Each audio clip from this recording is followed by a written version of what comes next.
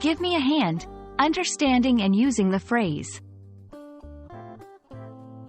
Hello everyone, and welcome to today's English language learning video. Today, we're going to explore the phrase, give me a hand.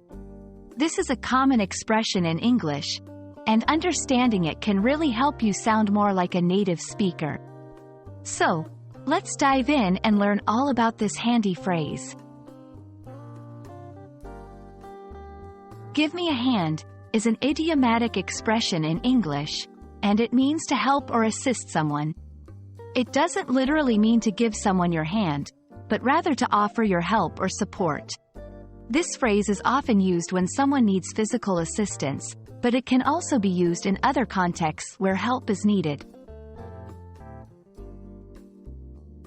The phrase, give me a hand, has been in use for many years, and it likely originated from the literal act of offering one's hand to help someone physically, like lifting something heavy or completing a task. Over time, it has evolved to encompass a broader range of assistance.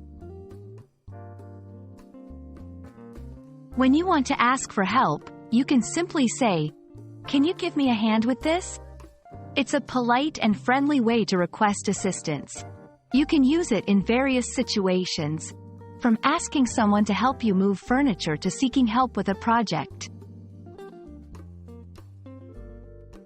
Let's look at some examples. 1. At home. Can you give me a hand with the dishes? 2. In the office.